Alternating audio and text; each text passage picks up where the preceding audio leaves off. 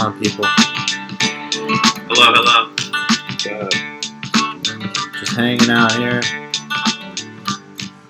Riley phoned in today. Pacific Sports Talk Radio coming at you guys. Good times. All right. Episode 13, lucky number. Yes, sir. All right, so let's get into the Elite Eight. You want to take it away, Dean? Yeah, so currently at halftime, Houston's up 34-17 on Oregon State. So if you listened to our tweet last night, we took Houston -8, so it's looking pretty good right now. I watched the first half. They're kind of outmatched athletically. Oregon State is, and they're kind of getting run off the floor. And Houston's length is giving them a huge problem with all of their shots. So that's what's going on with that game. Yeah, Riley, what do you think of the Houston-Oregon State matchup? I know it's already kind of a blowout.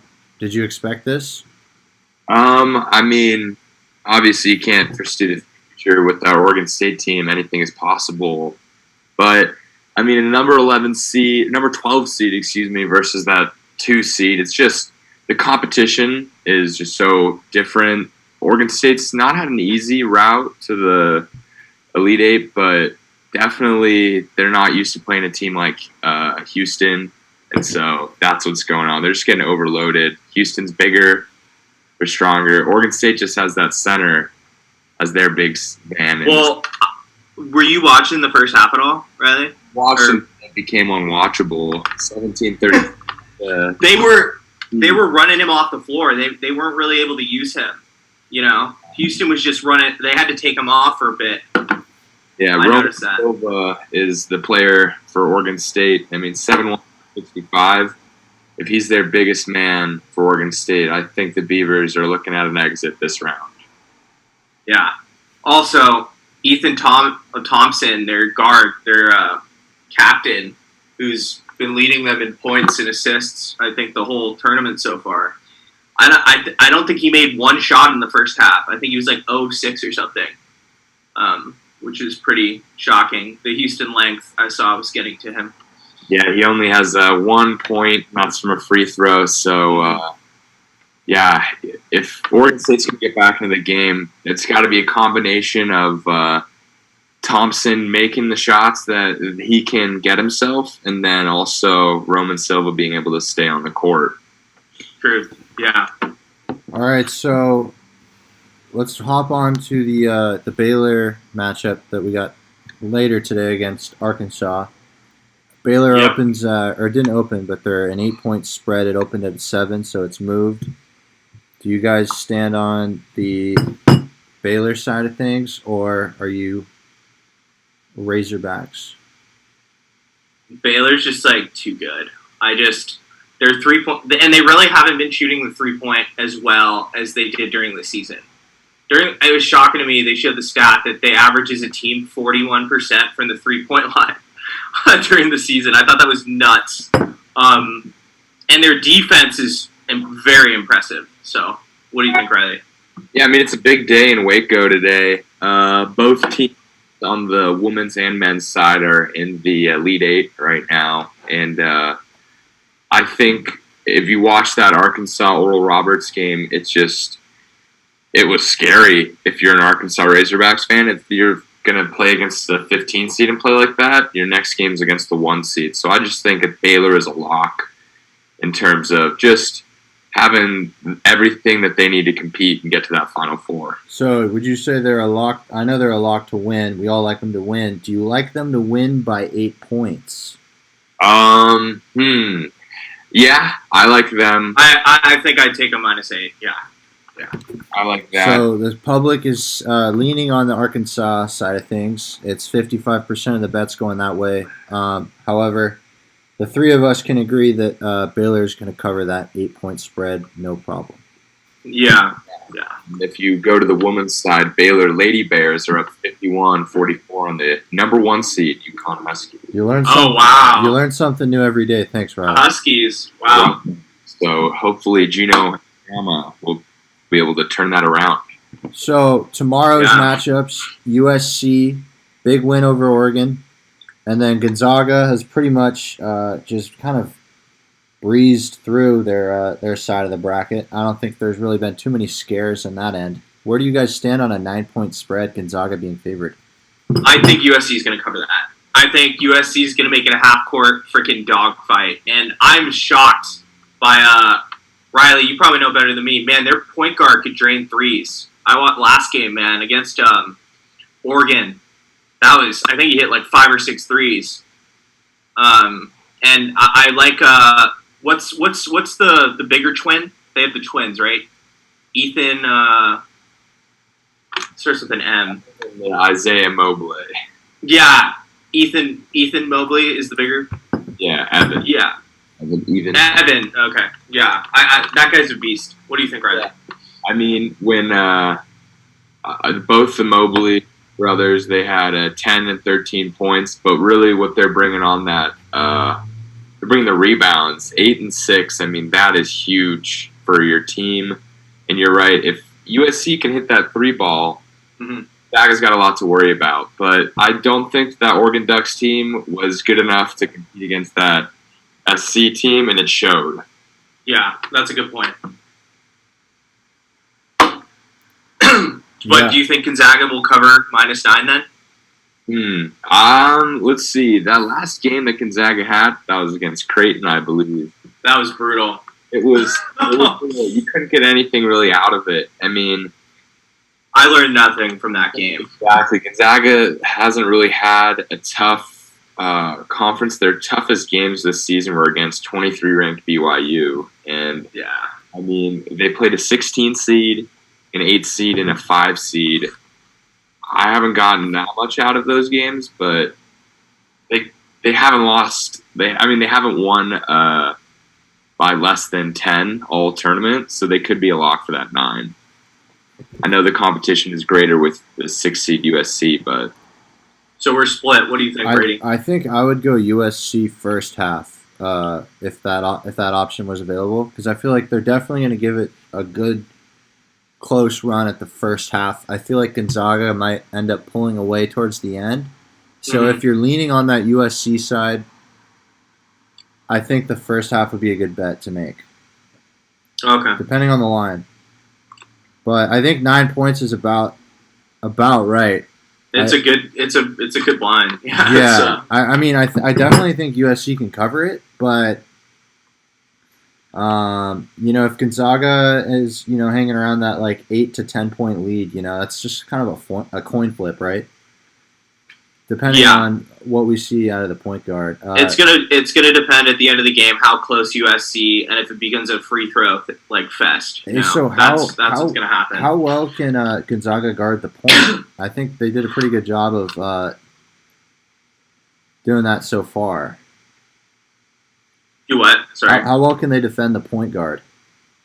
I think they have an All-American point guard, Gonzaga. I think they defensively though. Yeah, I mean, I don't know. I just don't think that USC has enough firepower to compete with that team that Gonzaga is putting out there. I mean, every single guy on there is a lock. They're starting 5 at least. So if Gonzaga can stay out of foul trouble, they've got a long road ahead of them. At least 2 more games, in my opinion. All right. I think Gonzaga's going to win out. Yeah. Yeah, Gonzaga's a good call there. They're the most complete team. Well, okay, Brady. What are you gonna? You're the split. What do you want to do? Take Gonzaga or take USC? Man, I'm really split on it. Like I said, I think USC first half would be a good bet to make. I don't have that line at this point in time, but if I were to bet on it, I would do that. However, I think I might lean Gonzaga -9. All right. Okay, people. We're doing Gonzaga -9.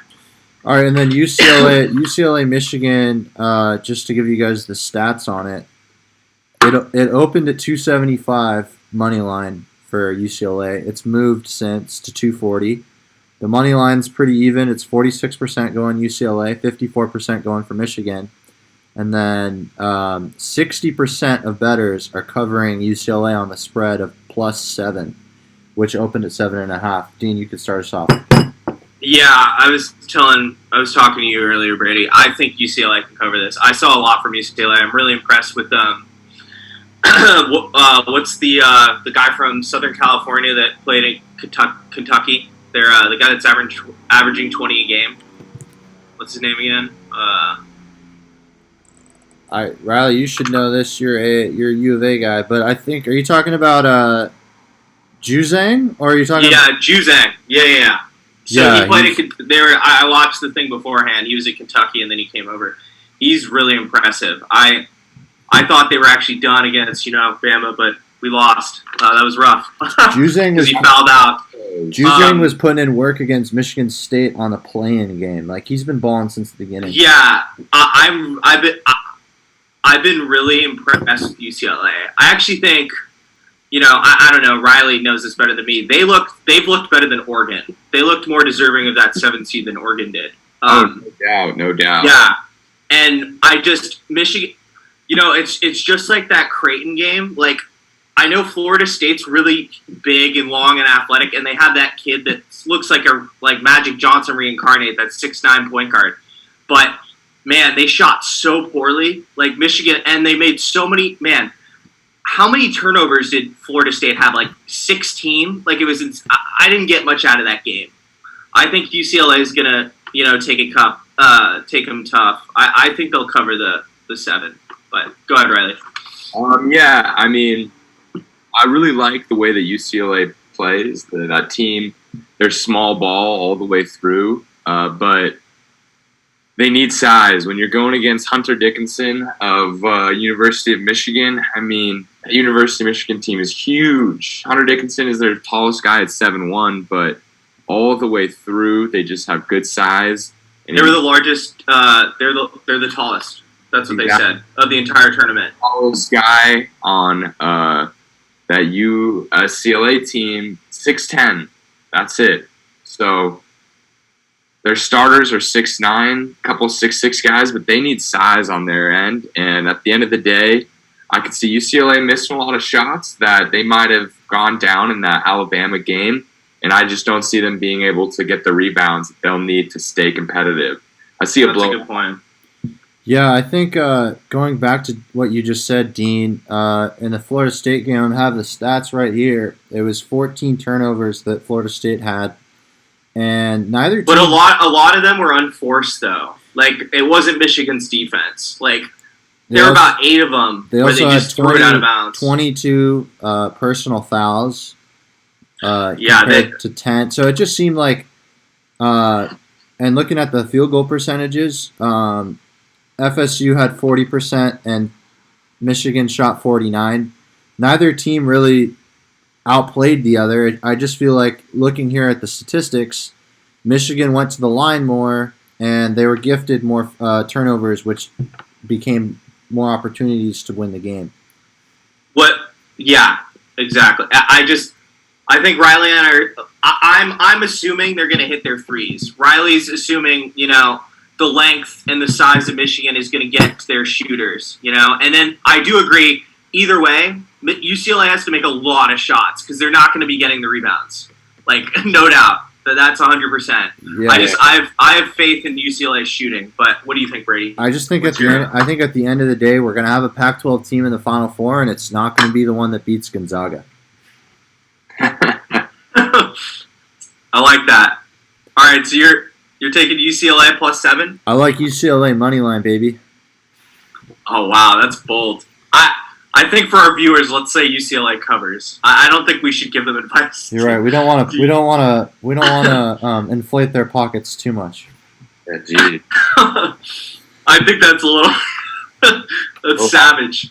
All right. Well, so now we've gone through all the matchups and we took care of that pretty handedly here. Yeah. So to summarize, we took Baylor to cover -8, the later game today.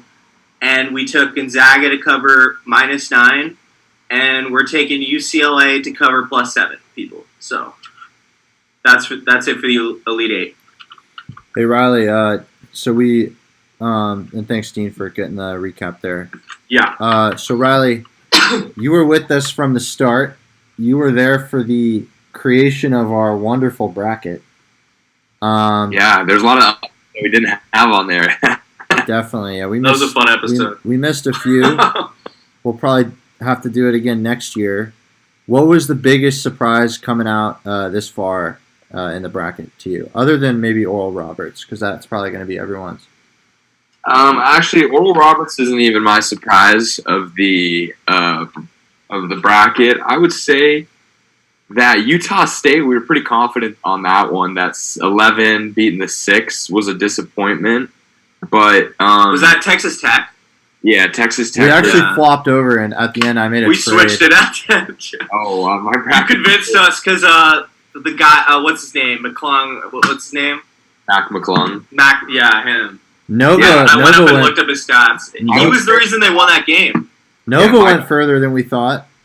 My biggest disappointment was probably in that first round of that South bracket was the missing on North Texas. I mean, who could have thought that?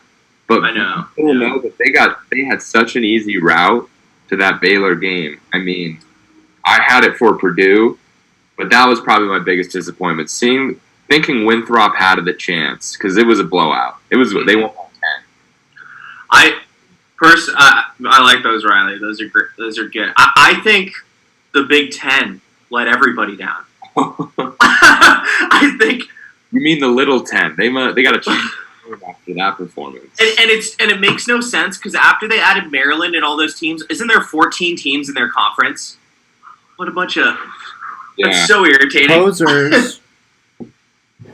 Seriously though, but man, they were soft this year. They were soft. Yeah, I said it. Syracuse was also a big surprise. I didn't think that they were going to go that far. Hey, and if I may, for Go the ahead. Big Ten, really quickly, Yeah. just had to hit that right Wait. there. I do have to ask you, Riley. This tournament, I didn't even know Buddy Boeheim was on the team. Did you know about him at all this year? Like, what did he? I don't know. What was he good this year? Like during the season? No, I mean, obviously, I believe that he's been around a couple NBA players growing up. Not too sure about that. I think that he's got a good basketball IQ, Buddy Boeheim. So once he's put in the position to succeed, no doubt will he succeed. Do you think he'll get drafted? No. Okay. He reminds me of Wichita State's Ron Baker. Ron. Someone that we remember fondly in March, but come April, we're not talking about him anymore. Hey, he had a little nice, stint with the nice. Knicks. Yeah, no. Rochester Knicks, good for him. Or Westchester, whatever. All right, well, hey, is there anything else aside from what we just went over that you guys want to talk about regarding March Madness? I think it's going to be Baylor and the Zags in the final. What do you think, Riley? Yeah, I mean, I've called that from the beginning. Most of my brackets had that Baylor-Gonzaga matchup. Mm-hmm. I've called from the start 88-80 finish. Gonzaga will beat Baylor. High-scoring game, but I see Baylor losing by 8. The way Gonzaga starts their games off strong, and then they hit their free throws, so they get a big enough lead. Yeah, man, the free throws are so irritating in college basketball. Yeah, should have seen. That's what did UA in, man. That's what did us in. Last night's game reminded me of Memphis back in the D Rose Calipari days. Yeah, free throws been a problem. That was a man. rough game. That was a rough game. That was too. against Kansas, right? Yeah. Hey, so back in the Steph Curry Davidson days. Hey, Riley, if you want to hang around, we can talk a little bit about what's going on in the football world. If you have a couple minutes. The ground. You guys got my time. All right, so the 49ers we discussed on Friday went after the third pick of the draft that the Dolphins had, and they sent a few picks over, and now they're in the position where we're not sure if it's Fields, Trey Lance, people are bringing up Mac Jones. If you're in that position, who are you picking and why? Who are you asking? Either of you. Well, Riley, I'll let you go first. Take the floor, buddy. Perfect. Yeah, I mean, I just hopped onto the Mac Jones Google search, and he's all over 49ers. There's a lot going around. A lot of what I read today was that Kyle Shanahan has never gotten to choose his quarterback. And this pick, trading up for the number 3, is finally Kyle Shanahan picking his quarterback. So whoever the 49ers pick, whether it be any of those 3, it's who he wants most likely because he's got that top 3 pick. Mm-hmm. So I think that he wants Mac Jones just in the kind of player that Mac Jones showed that he is at Alabama. Mm-hmm. And I think that of all the quarterbacks in the NCAA that the college game is putting out, Mac Jones had the best receivers to throw to, so his stats are the best. But look at the 49ers yards after catch bros. I mean, they have a really good receiving core. Mm-hmm. So I think Mac Jones would be the smartest pick the 49ers chose because he knows how to win. Okay, the one thing I would like to ask you is, why do you think they traded up to 3 when they could have traded up to 6? The Bengals are for sure taking an offensive lineman. They could have gotten him at 6. Yeah, I mean, that is the fear. But there's also, like, how the draft order goes, you never know. Some teams might pick a player that they don't necessarily need for another team and stuff like that, as for one team picking. So I think they picked 3 just to be safe. They know that there's 3 good quarterbacks in this draft, at least 3. Mm-hmm. Being in the top 3 picks allows you to have that flexibility. Going at 6 is just it's a tough kind of thing to maneuver around because if you lose your guy, that's another season of having a hurt Jimmy Garoppolo be the face of your franchise for 2 more years. Yeah. They're in a win now, win in the future kind of mood, which is great to see. Yeah. I think I think Mac Jones is fair. I mean, I go to Bama. I love Mac Jones, 77% completion percentage, national championship. He wasn't even a first-round pick, and then he shot up his draft stock like Joe Burrow-esque, except for he doesn't have Joe Burrow's athleticism, obviously. I personally think it's going to be Justin Fields.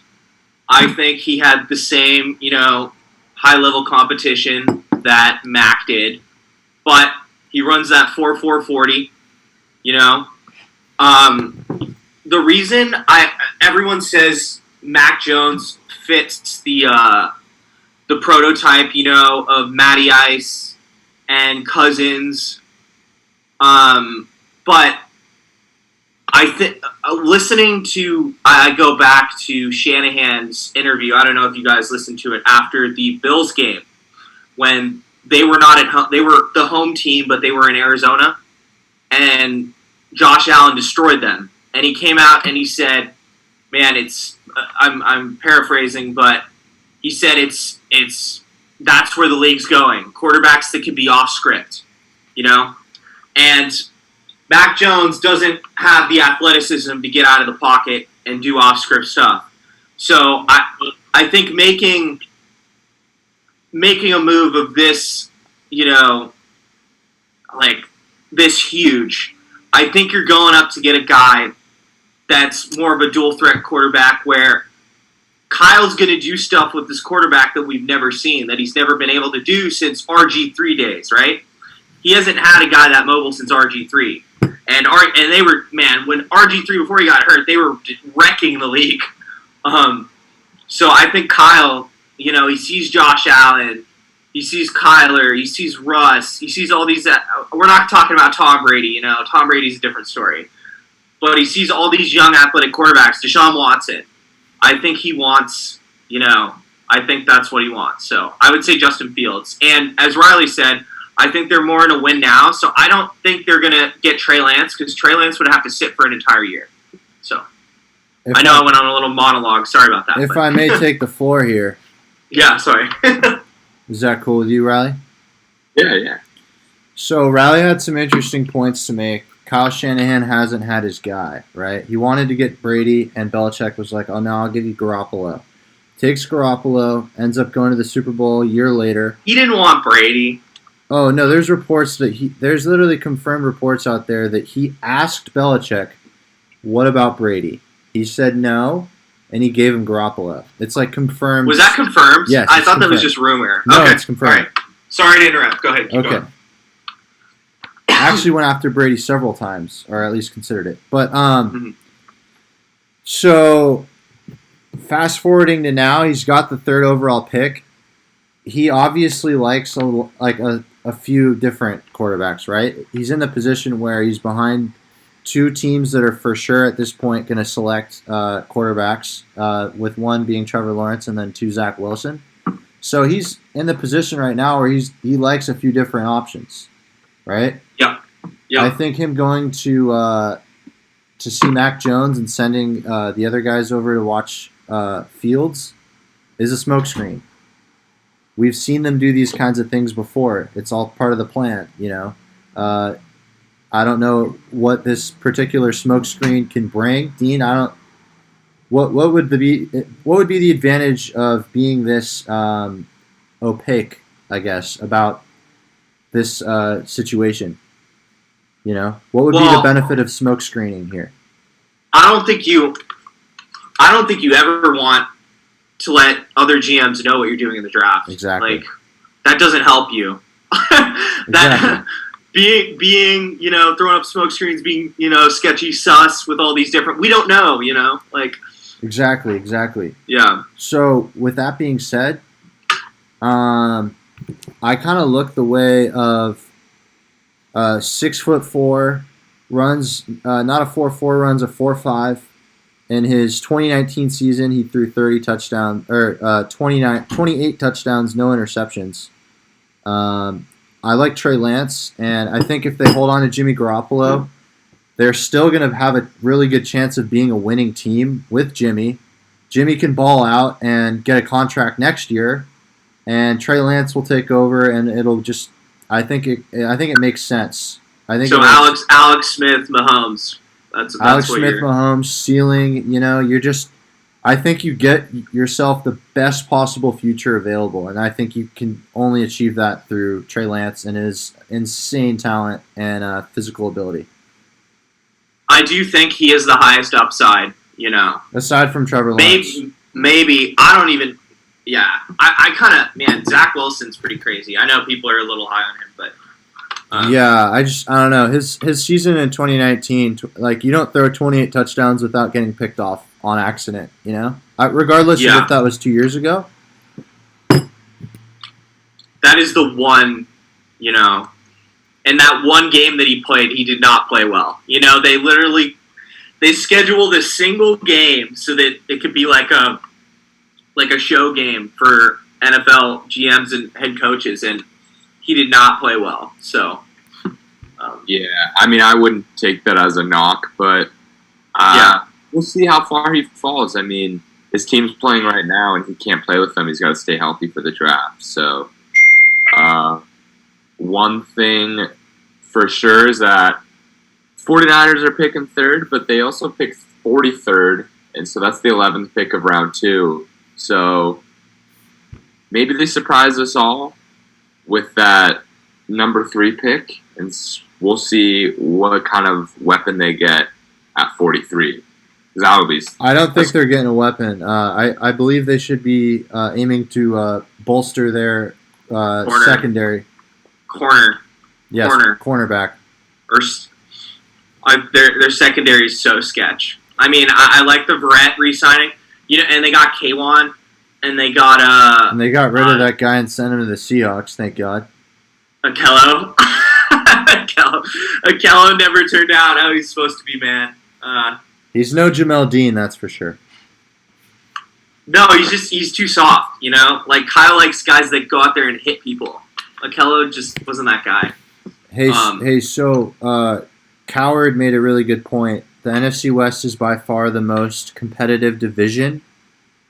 Granted, the situation that you guys have kind of put yourselves in, let's say for Riley, you think Niners get Mac Jones. Dean, you're leaning on the Fields way. Where do you see the NFC West trending? Like, who do you believe is going to be taking it now that we've seen so many different things happen in the past few weeks? Well, who's gonna? I mean, the Rams are favored right now, and as they should be. That's still your favorite. Well, we don't know what the hell's gonna happen. But I'm saying, let's say in your situation, in your world, the Niners get Fields, the Seahawks have improved their O-line, and the Cardinals have gone out and gotten J.J. Watt. That's a big if, man. The Seahawks have been trying to do that for years. No, the Seahawks added some O-linemen. I can see the Seahawks coming in last place. Let me put it to you like that. The Seahawks went 12-4 last year, and they've only added players. Yeah, but I feel like the rest of the league has improved too, and they're not playing. Who they played the who was the AFC opponents for the NFC West last year? I forget. It wasn't like talented teams, was it? It was the. Oh no, they played the Dolphins and the bit. Nah, I guess. I don't know. I see the Seahawks taking a step back because I see the Cardinals improving. I like the Cardinals pickups this year. All right, Riley, where are you standing? I have the Rams number 1. Yeah, I don't know where the Niners. They're somewhere. It's the Rams. The quarterback. You leaning Rams, buddy? You're gonna shock everybody, and they're gonna get that number 1 seed for the West. The Cardinals of Arizona. The Cardinals are what? Wait! I just missed that. Wait, repeat. Cardinals will be the surprise of the West. And I think that they will beat out the Rams and take the West's conference spot. I think that that's how good with the tools that they have that they can throw to. I know J.J. Watt's a carcass right now, but maybe they paid him a lot of money. Yeah, my problem is they got a bunch of carcasses out there. I like that hot take. They got J.J. Watt. He's old. He's past don't old. Be doing Larry. He's old. He's past his prime. They got Malcolm Butler. That guy was. What has he done since his big catch? I know he's probably played decently for the Titans. Doesn't seem like he's in his prime. And then the worst of the three is AJ Green. The guy was absent last year. I don't know. I don't see these pickups. I see names. I don't see actual like upside trending careers. JJ Watt's a little more understandable because he brings other things to the team. He brings leadership and stuff. So I think he's overpaid. And I don't want to hear that crap, oh, he is a quarterback. I think he went to the team that was going to pay him the most money, and that was the Cardinals. Yeah. But I don't know how you pay AJ Green $9 million a year. Like, I don't know how you... Yeah. That was shocking to me. That was shocking. The Cardinals team, it reminds me a lot of the 2019 San Francisco Giants team when they, in the offseason, I was literally going to say this. When they got Longoria, you mean? Longoria, they signed Longoria. They signed Andrew McCutcheon. That wasn't 2019. That was like 27 or 18. 2018? Yeah. Regardless of the year. We had all the tools for a great run if it was 2011. I was literally going to say that. It's so funny. Time occurs, and it wears down on these players. Football's a tough game, Dean. You played it. Yeah, it is. They went out and they got names. That's what they got. They didn't get an actual number 2 wide receiver. I can't see J.J. Watt playing a full season with his back problems. You know? Okay, and then I think that's a lot of money to be investing in a guy with serious, major back problems. Yeah. And once you start messing up your back, that always comes back. No pun intended. I didn't even mean to do that. Back problems are serious, man. I've tweaked my back. It's not a good time. Hey, and AJ Green was not the primary target last year. That would be Boyd, right? Yes. So on the Bengals, he got a lot of targets though before Burrows went down. AJ Green got 104 targets, only hauled in 47 for 523 yards. All career lows for him. Only had 2 touchdowns. I don't really see things changing too much. It's not like he had a bum quarterback thrown to him. I mean, that was Burrow. He had Burrow for a decent amount. Burrows was throwing a lot, but that offensive line for the Bengals, there's a reason he got hurt and was out for the rest of the season. But Tyler Boyd continued to produce. AJ Green. They had T. Higgins too, right? They had T. Higgins. Yeah, T. Higgins. Actually, they had a couple of guys out there. Yeah, there were a couple games where he had 13 targets and 2 catches, I think, twice. And I was like, wow, AJ Green is really washed. like I don't, he doesn't get the separation he used to. He used to be that freak athlete. Like, he's still tall. He kind of goes out there and plays like Kelvin Benjamin. Like, he doesn't get that separation at all. Like, I don't know how you pay that guy. That's a throwback right there. Yeah, I know, right? Couldn't get any separation. He's looking like Mohamed Sanu out there. 1 year, Mohamed Sanu's on the Niners, by the way. Did you see that? I'm not a big Mohamed Sanu guy, but how do you feel? You don't like the veteran leadership that he brings? I don't like his lack of ability to separate from the opposition. He's really good at catching a 5-yard slant. That's what he does. That's his money, man. All right, he'll fill in nicely for Kendrick. I trust him. Okay, with Boring gone, I trust him on third down. Those third down catches got to go somewhere. Where do you see Ayuk going this year? He took his game to very insane heights in his rookie season. Do you think he's? It depends who the quarterback is. Do you think he's taken over at wide receiver 1? Granted, Debo's healthy. Oh, he's the wide receiver 1. I think that's clear. I think Ayuk is more of a wide receiver. Debo's more of a gadget guy. Even though Ayuk can do that gadget stuff, Ayuk is more of a receiver to me. Debo's kind of like a hybrid. And I've heard from a Seahawks fan in our lives that the Niners should have Ayuk as a number 2 option, and just grab someone like Metcalf. Just get yourself a 6'4" beast on the outside. I wonder who this guy is. And to that I say, you know what? There are wide receivers out there that are 5'11" who have good wingspans, who can still produce as a number 1, and that's like Odell Beckham. I don't think the Shanahan offense entails a tall, giant receiver. Scott McVay's offense doesn't either. You don't see them having these giant monster wide receivers out there. You have guys that are really fast and really good route runners. I don't see you. That's not how they play off. That's not their offense. What do you think, Riley? Yeah. I mean, we've seen any size of wide receiver. It's not the size that really matters. It's what they've got inside. If they are a high IQ player, they know how to run their routes, and they also have a good guy throwing them the ball. That's all that's dependent. We've seen great wide receivers' careers get wasted by a bad quarterback. You Andre Johnson being tossed the ball to by none other than the Matt Schaub. Matt Schaub!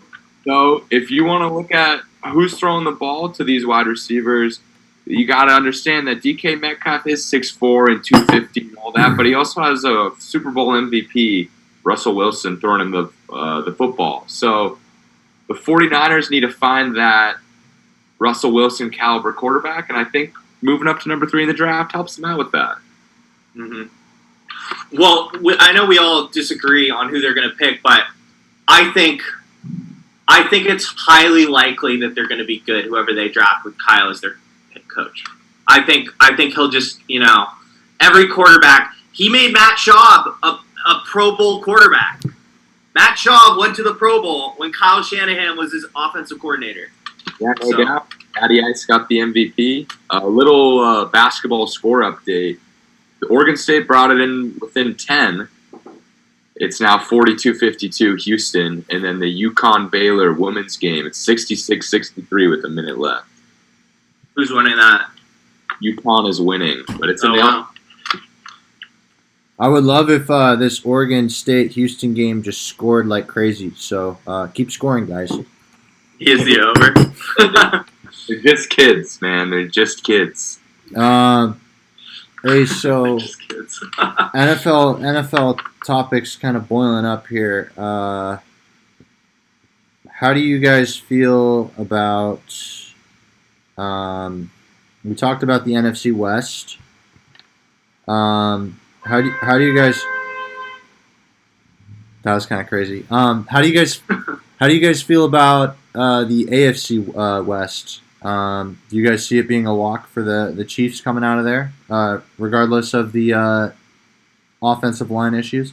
Yeah, I mean, you know what? Who do you guys, who do you guys think the Broncos are going to go after quarterback? Because they have no quarterback. That's a good call. Yeah, I mean, I heard some people say that the Broncos would take a guy that's sitting outside Home Depot to start for them because they had QB issues last year with Drew Lock. They might have to ask Tebow to come back. Exactly, but I think whoever's available truly in that draft. I can't remember where they are, the Broncos, but they didn't have a They're good season. 7 or 8.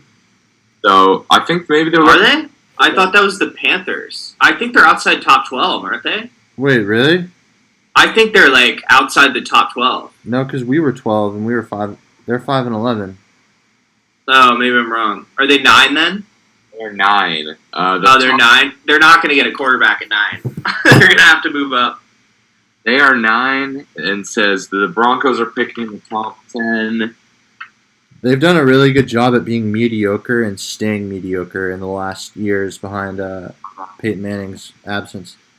They were a good season if Von Miller didn't tear his Achilles in preseason. Yeah, Von Miller got hurt. That was a big. Yeah, Von Miller. That's on par with losing Bosa, man. Von Miller's a monster. I love Von. He's good energy. Not throw the ball, tackle the ball, and catch the ball. So yeah, Von Miller isn't the answer to the all of the 11 losses that Denver had, but he could have been a cure to a couple of them. They thought that Drew Lock, because he had last year he was really good, Yeah. They thought he was going to take the jump, They thought he was, it's kind of interesting. It's kind of like where, the Eagles and Jalen Hurts are. That was kind of the same thing with Drew Lock, but Drew Lock didn't, hopefully Jalen Hurts, I like Jalen Hurts a lot. Hopefully he does well at the Eagles, but that's like, that now they're left with no quarterback. So it's, I actually think if Jimmy leaves eventually, I think the Broncos might go after him. I think that's likely. If they don't move up. They have to move up. They're not going to get a quarterback at 9. You're right. The Broncos do love a good quarterback with some playoff experience. Yeah. Yeah, that trade that the Niners made actually affects the Broncos quite a bit because they were formerly ahead of the Niners in the draft order, and now they will have to be forced to react to who the 49ers take, as that will affect who's left for them to choose from.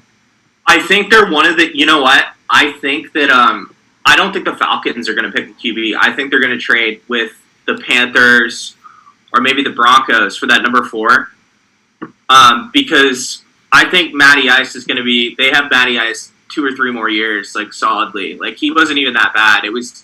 Their defense was just so crappy. I think Matty Ice, they could get someone behind him and apprentice him for a couple years and then make that transition.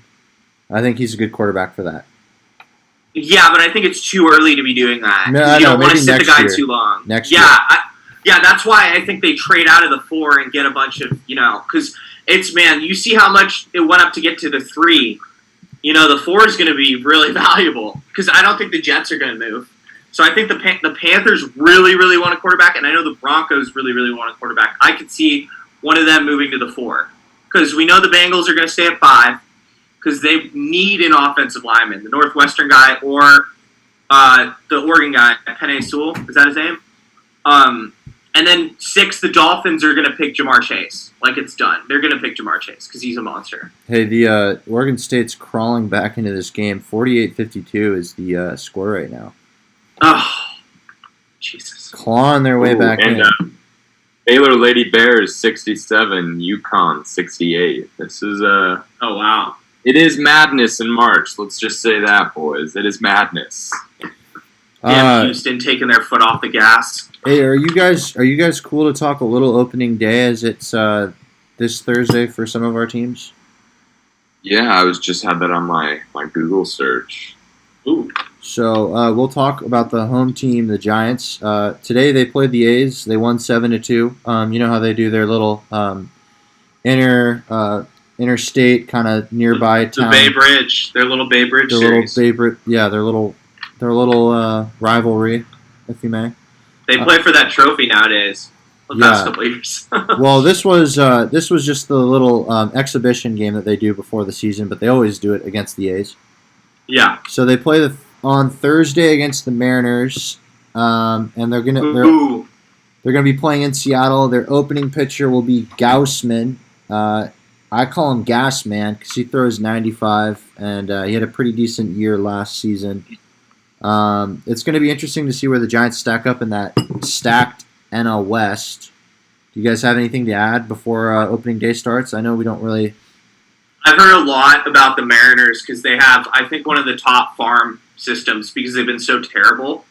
They have the number 1 and number 3 overall prospect in the farm system. That I think they brought up both of them, and they're both hitters. But I've heard a lot of positive things, like Seattle's gonna, make some type of leap this year.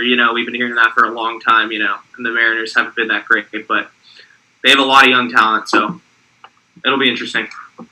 Yeah, the Giants, for the first time in a year, Buster Posey will be suiting up and starting for the Giants, which will be a good bump to the lineup.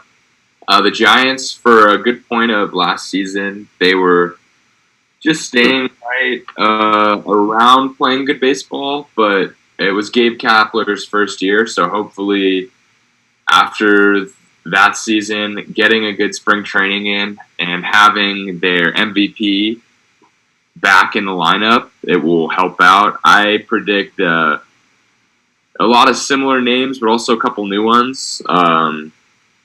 The 3 similar names that the Giants will be starting will be Belt at first, Posey at catcher, and Brandon Crawford at shortstop. And other than that, it's basically a Frankenstein team of the organization's hopes of winning a title with Evan Longoria at third base. Oh, I heard, adding on to that, Riley, Brady, who's the guy you really like that's the grandson of the Red Sox legend? Yeah, Stremski. He got hurt. He got hit here, I think, or something today. I saw that on the Giants. Yeah, he exited the game after being. He had to leave the game, so he might not play.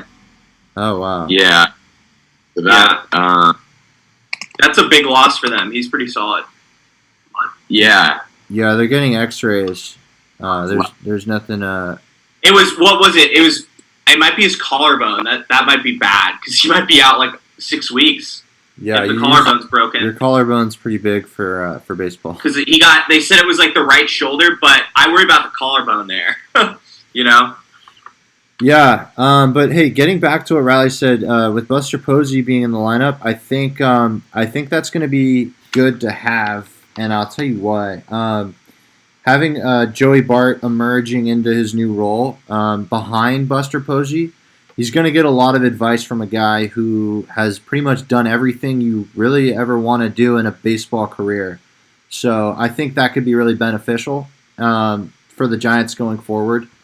With that being said, they are in a kind of a weird state right now with guys like Evan Longoria, and then, like I said, like you mentioned, Brandon Belt, and even Crawford for that matter. Players who have been a part of different teams or a part of this organization for a while, and then you have newer players. So it's just kind of in a weird kind of spot right now. I don't see them making the playoffs, but I do see some bright spots this year, and hopefully we can get a look at our future here. So, Brady, Posey's bat has been declining the past 4 or 5 years. Like, what was he hitting, 230 the year before he just sat out? Yeah, you think it's wide? Yeah, go ahead, Ryan. He was batting 250. His worst season was 257. He's transitioned from a power hitter into a slap hitter, and for his size, his weight, his speed, that's not ideal. But yeah. If you look at that, I think it was the 2019 season for Buster Posey, he had a lot of doubles. So he's not hitting the ball. He's hitting the ball like 10 feet less than he used to. But I don't know. He had a career low on base percentage. But I think that with having a year off on those knees, he could have created a long. It could have saved him some time on the back end. Kind of like Steph. Yeah, he kind of like, yeah. And where we really miss Posey on the defensive runs saved. Posey, his defensive side of the game, he leads catchers. Or no, he only trailed 2 catchers, and that was JT Realmuto and Austin Hedges in the National League for their DRS. So if we have a good catcher behind home plate, hopefully we'll win some more games. Yeah, I actually have something to add to Posey's game, and then I'm going to translate that into Yastrzemski. So OPS is the new big stat that everyone looks at for hitters. Average is not as common. I mean, average is nice, but OPS is on base plus slugging. So yeah, that's been around for a little bit. It's been around for a bit, but it's like kind of like it's been around forever. But I'm saying I feel like people look more for that as a hitting stat than what average used to mean. Yeah, no, I got you. Go ahead. So Buster Posey, just to give you some backstory, in his MVP season, he had a 957 OPS, which is very good. And then looking at Yastrzemski last year, he was 968. So even better than Posey's MVP season. That kind of gives you an insight as to how good of a hitter he was in his second year in the league.